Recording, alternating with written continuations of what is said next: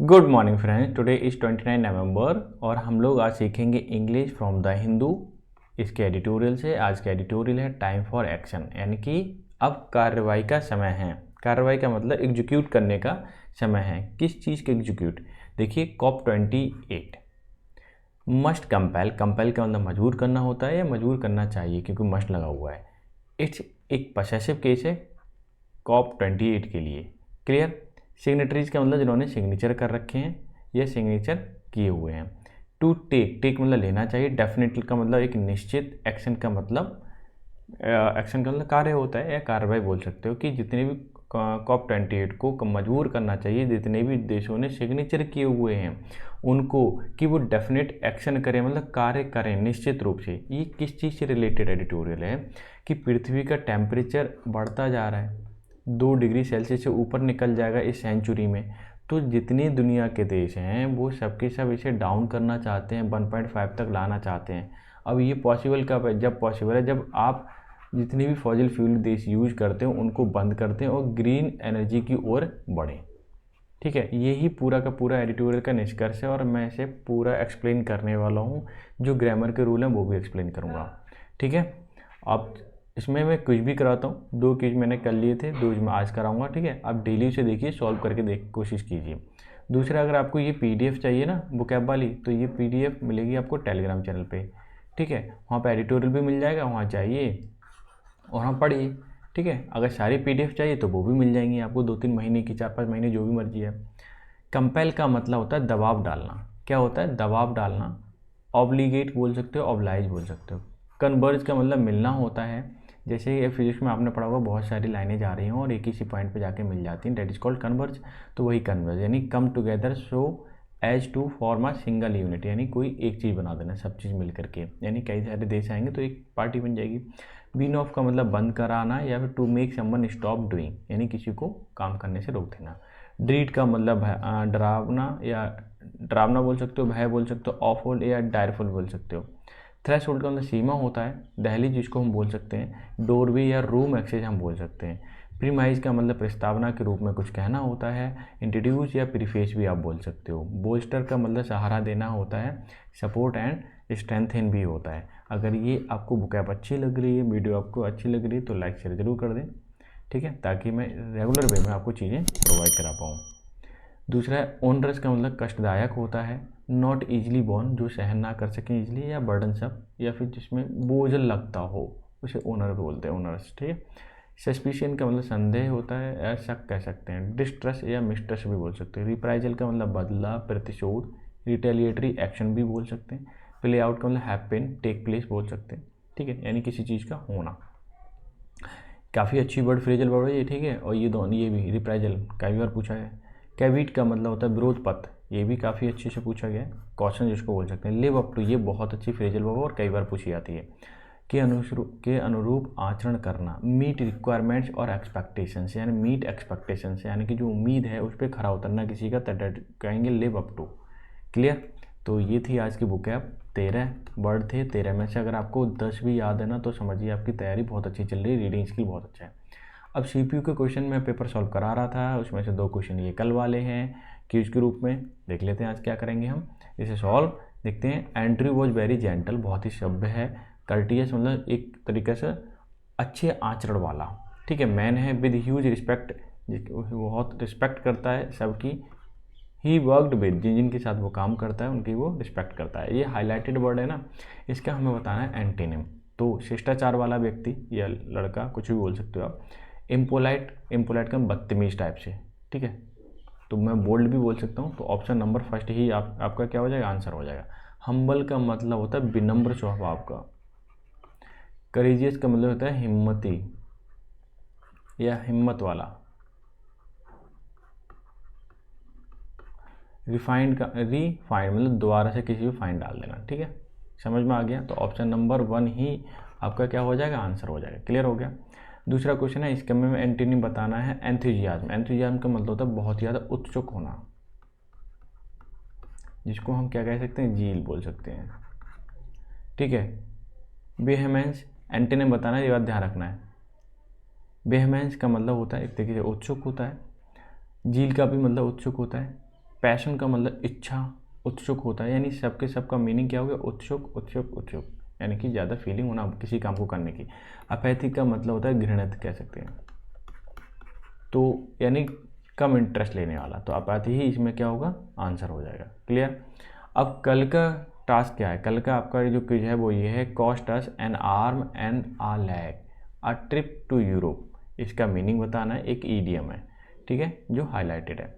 दूसरा है आपका इनकरेक्टली स्पेल्ड वर्ड बताना है कि कौन सा, अनाउंसमेंट, एलिजिबिलिटी, कमेटी और कैलकुलेशन। आपको पता ही चल गया वो कौन सा आंसर है, या कमेंट कर सकते हो, ठीक है, या फिर आप कल मुझे आप बता सकते हैं। अब चलते हैं हम सीधा एडिटोरियल पर, कि एडिटोरियल कह रहा है कि टाइम फॉर एक्शन, समय कार्य का है, काम करने का है, ठीक है। COP28 मस्ट कंपेल की जितनी भी COP28 की जितनी भी कंट्री, उनको कंपेल करना चाहिए, मजबूर करना चाहिए, जिन्होंने सिग्नेचर किए हैं, सिग्नेटरीज जो हैं जितनी भी, टेक डेफिनेटिव एक्शन, कि वो क्या करें, एक एक्शन लें, ठीक है।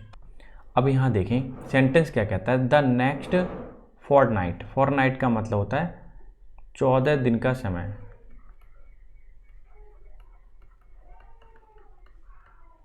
जिसको हम पखवाड़ा हिंदी में बोलते हैं, ठीक है। कि next fortnight will see world leader, कि अगला फॉरनाइट क्या देखेगा, वर्ल्ड्स लीडर, या फिर हम बोल सकते हैं वर्ल्ड लीडर्स को देखेंगे, दुनिया के सभी लीडर को, जिसमें इंडस्ट्रियलिस्ट होंगे, एक्टिविस्ट होंगे, ठीक है, और इंडिजिनस स्वदेशी पीपल भी होंगे। कन्वर्ज इकट्ठे होंगे एट द 28th एडिशन, कहाँ होंगे, 28th एडिशन पर, यानी कि 28वां संस्करण। किस चीज़ का, कॉन्फ्रेंस ऑफ पार्टीज़ का, कॉप का 28वें संस्करण में जितनी भी इंडस्ट्रियलिस्ट हैं, एक्टिविस्ट हैं, industrialist, activist and indigenous people, सब के सब कन्वर्ज होंगे या मिलेंगे, ठीक है, अगले फॉरनाइट को। क्लियर हो गया ये वाला सेंटेंस, इसमें कुछ तो है नहीं, फ्यूचर इंडेफिनिट का है और बहुत ही आसान सेंटेंस है, ये तो समझ में आ गया होगा, ठीक है। अब कोई नया वर्ड आएगा तो मैं आपको बता दूंगा, या कोई नया कोई सेंटेंस ऐसा आता है जो कि टेक्निकली अच्छा है तो मैं आपको ग्रामर उसकी एक्सप्लेन करूँगा।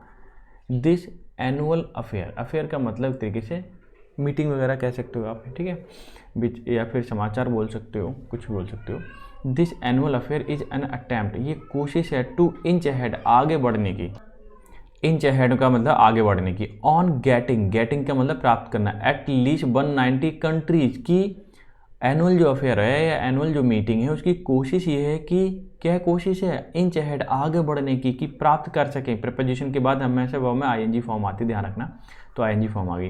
प्राप्त करना क्या चीज़ को, एटलीस्ट कम से कम 190 कंट्रीज को, ठीक है, ताकि 190 कंट्री जो हैं वो क्या कर सकें, मिल सकें, ठीक है, उन्हें हम समझा सकें एक तरीके से, ठीक है, मीटिंग की जो भी निष्कर्ष है उसको।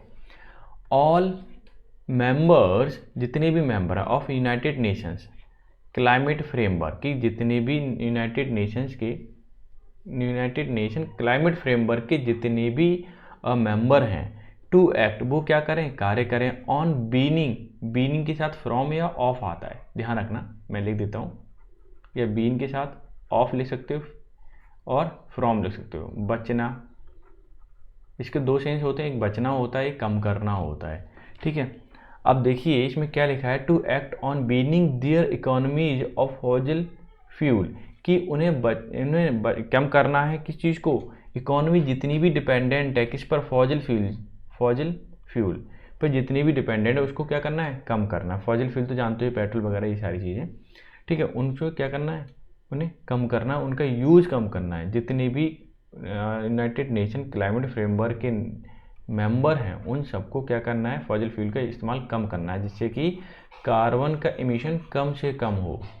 समझ में आया, फॉसिल फ्यूल को कम करने का मकसद क्या है, कि कार्बन का उत्सर्जन या एमिशन कम से कम हो, ताकि टेम्परेचर को मेंटेन किया जा सके, ठीक है। आगे देखिए सेंटेंस क्या कहता है, कि द करंट गोल, अभी का जो मकसद है, गोल मतलब मकसद, अभी का जो गोल है ना,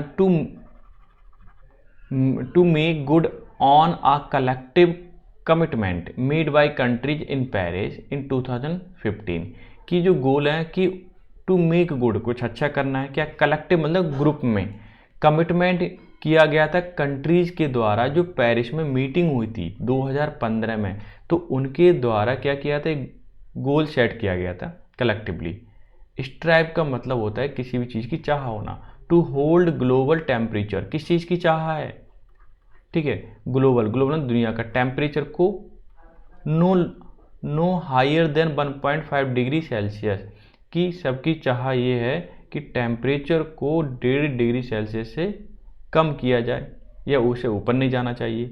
above pre industrial level by the end of the century and definitely below 2 degree Celsius. इन्होंने बोला है कि प्री इंडस्ट्रियल लेवल, जब इंडस्ट्री उतने हिसाब से आई नहीं थी तब टेम्परेचर जो लगभग 1.5 डिग्री सेल्सियस था पृथ्वी का, ठीक है, अभी 2 डिग्री से ऊपर जाने वाला है, तो उसको क्या करना है, कम करना है।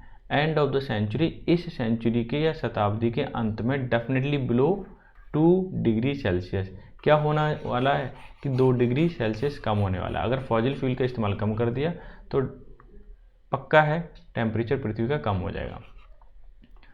क्लियर। और जो प्रकृति में जितनी भी चेंजेस आ रहे हैं और वो भी एकदम से रुक जाएंगे। आगे देखिए, डेस्पाइट कंट्रीज, डेस्पाइट का मतलब होता है के बावजूद, इसकी जगह आप इस्तेमाल कर सकते हो इंस्पाइट ऑफ, ठीक है। तो डेस्पाइट कंट्रीज यूनानिमसली, यूनानिमसली मतलब सर्वसम्मति से, सभी इसमें राजी हों, एग्रीइंग सभी राजी हो गए, डेट की humanity will collectively bear a huge price, कि मानवता ही क्या ग्रुप में, कलेक्टिवली मतलब समूह में बोल सकते हो, बियर मतलब सहन करेगी, ह्यूज प्राइस बर्दाश्त करेगी, जिसका भी जो कॉस्ट लग रही है ना किसी भी चीज़ की, तो सब लोग मिलकर के उसको सहन करेंगे, बर्दाश्त करेंगे। ऐसा नहीं कि एक ही देश फॉसिल फ्यूल का बंद कर दिया, ग्रीन एनर्जी पर आ गया, ऐसा नहीं है। दुनिया के जितने भी देश हैं जिन्होंने साइन किए हैं वो सबके सब इस पर आएंगे, ग्रीन एनर्जी पर। If these limits are breached, अगर ये लिमिट किसी ने तोड़ता है, and nearly all major economies framing, all major economy, बड़े बड़े जितने भी इकोनॉमी वाले देश हैं, ठीक है, फ्रेमिंग ग्रांड नेशनल प्लान, एक फ्रेम करते हैं या कर रहे हैं, ग्रांड मतलब बहुत बड़ा, नेशनल मतलब राष्ट्रीय प्लान, टू शो ताकि दर्शा जाए, how to they are doing their bit, their bit एक तरीके से थोड़ा थोड़ा प्रोग्रेस करने के लिए आता है, किसके लिए, ईडीएम है जिसका मतलब होता है थोड़ा थोड़ा प्रोग्रेस करना, कि वो देश बड़े बड़े इकोनॉमी वाले हैं वो किस तरह से आगे प्रोग्रेस कर रहे हैं। द साइंस से, साइंस कहती है कि instead of being cut 8% annually, अगर हम 8% करने के अलावा या बावजूद, एमिशन हैव ग्रोन 1.2, आगे इन्होंने बोला है कि साइंस जो कहती है ना कि अगर 8% काटने के अलावा, कि फॉसिल फ्यूल को 8% काटने के अलावा, आगे काटने के बावजूद भी अगर हमारा जो एमिशन है कार्बन का, कि 1.2% कार्बन एमिशन बढ़ता जा रहा है या फिर बढ़ा है 21 से 22 के सेशन में। क्लियर है। या हम देखें साल 21 से 22 में 8% की कटौती करने के बावजूद भी क्या हुआ कि कार्बन एमिशन बढ़ गया, तो उससे तो काम चलने वाला नहीं है, तो बहुत सारी चीज़ें हमें क्या करनी पड़ेगी, कवर करनी पड़ेगी। एट दिस रेट, अगर यही रेट रहा, यही दर रही, वर्ल्ड विल वार्म, टेम्परेचर जो बढ़ जाएगा या दुनिया का वो 2.5 से 3 डिग्री सेल्सियस के बीच में हो जाएगा by the end of this century, इस शताब्दी के अंत में। There have already been 86 instances, 86 घटनाएं ऐसी हो चुकी हैं। Just this year of global temperature breaches the 1 degree Celsius threshold, कि 86 बार ऐसा हो चुका है कि जो दुनिया का टेम्परेचर 1.5 डिग्री सेल्सियस से या उसकी जो सीमा है ना उससे ऊपर जा चुका है। तो जाहिर सी बात है कि इसकी शताब्दी जब एंड होगी तो 1.5 से तो ऊपर निकल जाएगा, 2 डिग्री सेल्सियस आ जाएगा टेम्परेचर, और वो आता है तो इसका मतलब बहुत खतरनाक बात होगी। आगे देखिए सेंटेंस क्या कहता है दूसरे पैराग्राफ का। देखिए इन्होंने बोला है कि इन द नियरली 3 डिकेड्स, मतलब 30 दशक हो गए, 3 दशक हो गए, 3 दशक का मतलब 30 साल ऑफ मीटिंग, कॉप मीटिंग्स के 30 साल हो चुके। द मेजर इकोनॉमी, जितनी बड़े बड़े देश हैं, हैव एग्रीड, वो राजी हुए हैं, on three broad principles, 3 principle या 3 सिद्धांत पर राजी हुए हैं। कौन कौन से हैं वो उसको डिस्कस करेंगे, ठीक है। यानी कि 30 दशक कह रहा हूँ, 3 दशक होने के बाद या 30 साल होने के बाद 3 प्रिंसिपल पर राजी हुए हैं बड़े बड़े कंट्रीज डेट रैपिडली मतलब तेज़ी से, इंडस्ट्रियलाइज्ड, जो इंडस्ट्रियलाइज हुए हैं या उसमें एक तरीके की क्रांति आ गई है इंडस्ट्रियल की, इन 20th सेंचुरी, 20वीं शताब्दी में, हैव डिसप्रोपोर्शनेटली यानी कि असंगत रूप से, इमिटेड मतलब उन्होंने उत्सर्जन किया है more carbon than their fair share given the population sustained, कि जिस हिसाब से पॉपुलेशन है उस हिसाब से बढ़ना चाहिए, लेकिन उससे भी ज़्यादा उन्होंने क्या किया, कार्बन का एमिशन किया। ठीक है ना, वो जो कि कैसा था, डिसप्रोपोर्शनेटली था, यानी कि उनके जैसी पब्लिक है उस हिसाब से बढ़ना चाहिए कार्बन का एमिशन, लेकिन वैसा नहीं है, उससे भी ज़्यादा कार्बन का एमिशन बढ़ा है। क्लियर। आगे ये सेंटेंस देखिए क्या कहता है कि इकोनॉमिक ग्रोथ, जो इकोनॉमिक ग्रोथ है प्रीमाइज्ड ऑन फॉसिल फ्यूल कंजम्पशन, कि इकोनॉमिक ग्रोथ जो है उनकी वो पहले से ही किस पर डिपेंडेंट है, वो फॉसिल फ्यूल पर, फॉसिल फ्यूल का कंजम्पशन ज़्यादा हो रहा है, यूज ज़्यादा हो रहा है, इसीलिए उनकी इकोनॉमी बेहतर हो रही है।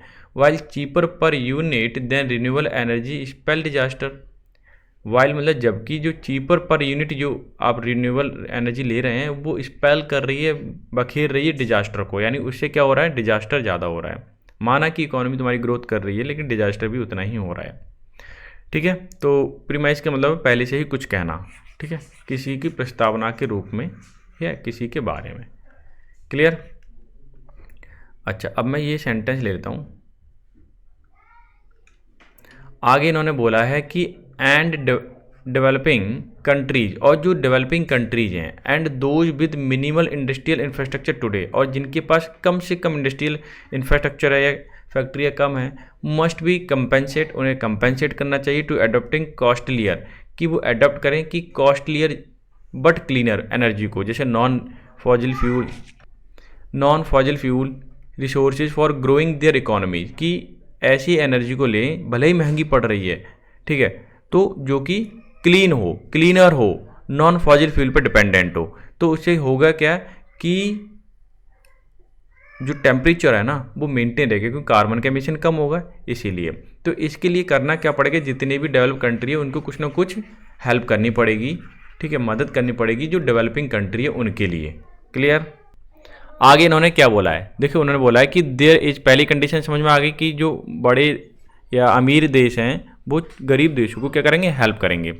There is also a consensus, एक सहमति और जताई गई डैट की countries already weathering climate disaster, की जो कंट्री पहले से ही डिजास्टर को देख रही है वेदर का या मौसम का, मस्ट बी कंपेंसेट, उनको कंपेंसेट करना है या उनको मुआवजा देना है। And also paid bolster in support के लिए देयर इंफ्रास्ट्रक्चर, कि उनका जो इंफ्रास्ट्रक्चर है सपोर्ट हो सके। मान लीजिए कोई कंट्री छोट गरीब है और उनके पास पैसा तो है नहीं कि ग्रीन एनर्जी को यूज़ कर सकें, और प्रॉब्लम ज़्यादा है, तो जो जितने भी अमीर देश हैं वो क्या करेंगे, उनकी हेल्प करेंगे एज अ बोल्स्टर के रूप में या कंपेंसेट के रूप में, आप उसे क्या करेंगे, हेल्प करेंगे। क्लियर। हाउएवर मतलब हालांकि getting all countries to actually act on these principles is onerous given the mutual suspicions, कि जितनी भी, हालांकि ये कंट्री राजी तो हुई इस पे काम करने के लिए वास्तव में इन सिद्धांतों पर, लेकिन ये उनके लिए बर्डन लग रहा था कि ये क्या कह रहे हैं, म्यूचुअल सस्पेंशन, अभी कहानी डाउट में है, शक के दायरे में। The spirit of de globalisation, जो स्पिरिट है डी ग्लोबलाइजेशन करने की, and fear of political reprisal that head of government face within their constituency, कि जितनी भी कंट्री हैं, अगर मान लीजिए किसी पे पैसा ज़्यादा पड़ रहा है, किसी पे पैसा कम पड़ रहा है, तो कहीं ना कहीं उनमें प्रॉब्लम फेस होगी। ठीक है, तो अभी चीज़ें किस पे कितना पैसा दिया जाना है, कौन से देश को दिया जाएगा, ठीक है, और कौन सा देश किसको देगा, ये इस पर अभी कोई भी सहमति नहीं जताई गई है, या कोई भी रूल अभी निकल के नहीं आया है, कोई भी प्रिंसिपल हम जिसको बोल सकते हैं। आगे बोला है दीज थीम्स आर एक्सपेक्टेड, ये थीम उम्मीद की जा सकती है ऐसा हो, play out these year too, कि ये ऐसा होगा, इन पे काम चलेगा इस तरह से। टू मेजर इशूज, दो मेजर इशूज हैं, are expected to take stage, कि दो मेजर इशू आ सकते हैं, दो मुद्दे आ सकते हैं।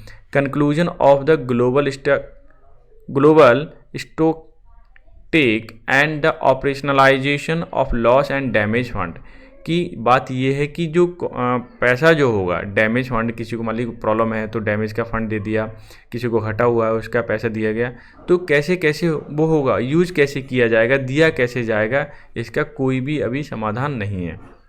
हालांकि लेकिन इस बार उम्मीद की जा रही है ऐसा होगा कि कहीं ना कहीं पैसा देना पड़ेगा। ठीक है, आगे देखिए इन्होंने क्या बोला, हाउ एवर मतलब हालांकि, देयर इज नो क्लैरिटी, कोई भी स्पष्टता नहीं है, on the size of the fund कि फंड का साइज़ क्या होगा, कितना फंड होगा, इंडिविजुअल कंट्रीब्यूशन की एक कंट्री कितना पैसा देगा बाय द, ठीक है, बाय कंट्रीज, एक कंट्री के द्वारा कितना कंट्रीब्यूशन होगा। वाइल कॉप्स जो है by nature are self congratulatory कि अपने आप को ही धन्यवाद दे रहा है या मुबारकबाद दे रहा है। When all they deliver are agreements कि जितने भी एग्रीमेंट्स हुए हैं विद एलेबोरेट कैबिएट का मतलब एक तरीके से आपत्ति पत्र हम बोल सकते हैं, ठीक है। यहाँ पे आपत्ति है कि एग्रीमेंट जितने भी हो रहे हैं उसमें कहीं ना कहीं आपत्ति तो है कि कौन सा देश कितना पैसा देगा, ये इसमें कोई क्लैरिटी तो है नहीं। COP28 must strive to up to its declaration goal being a conclave that compel its signatories to take a definitive action. इन्होंने बोलने की कोशिश की है कि ये होता है लिव अप टू का मतलब उम्मीद तक पहुंचना, कि जो भी डिक्लेरेशन गोल है COP28 का, अगर वहाँ पहुँचते हैं, उम्मीद पे खरा उतरते हैं, उम्मीद तक पहुँचते हैं, कनक्लेव डेट कंपेल मजबूर करेगा सिग्नेटरीज के लिए, ठीक है, जितने भी देश हैं उनके लिए कि वो एक्शन लें, इस पर काम करें ताकि टेम्परेचर को मेंटेन किया जा सके, ठीक है। तो ये था आज का एडिटोरियल, और कैसा लगा मुझे ज़रूर कमेंट करके बताएं। और आज की इसकी PDF अगर चाहिए आपको तो टेलीग्राम चैनल से जाके ले सकते हैं, ठीक है। तो मिलते हैं नेक्स्ट सेशन में, तब तक के लिए bye bye, take care, have a good day.